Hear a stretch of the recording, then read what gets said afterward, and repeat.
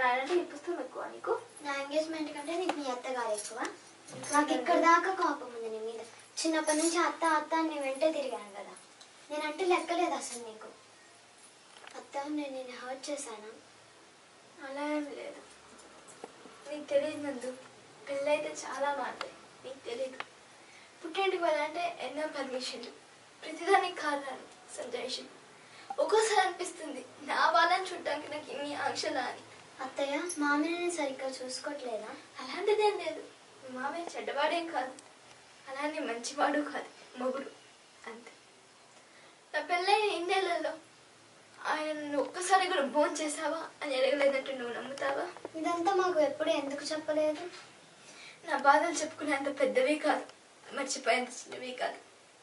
ఒక విషయం అర్థం కాదు నందు, ఆడపిల్లని బయటికి పంపించాలంటే పక్కన ఒక చిన్న పిల్లాన్ని తోడిచ్చి పంపిస్తారు. ఏదైనా సినిమాకి వెళ్ళాలంటే తెలిసిన వాళ్ళతోనే వెళ్ళమంటారు.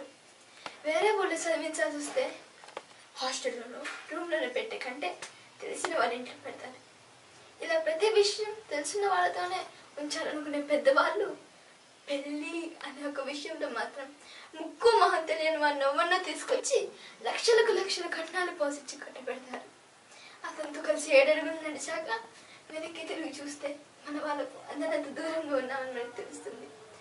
ఆ రోజు నుంచి మనం కలలు కనే హక్కును కోల్పోతాం. కేవలం పిల్లల్ని కంటానికి మాత్రమే పనికొస్తాం.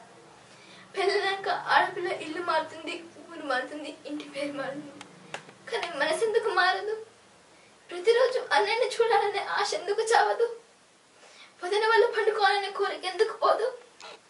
మనం వాడుకున్న బొమ్మలు, పెంచుకున్న మొక్కలు, మన వాళ్ళతో మనం చెప్పుకున్న కబుర్లు, ఆ జ్ఞాపకాలు మన ఎందుకు వెంటాడాలి? మన ఎందుకు ఏడిపించాలి? ఈ పిల్లలు ఎందుకు అవ్వాలి?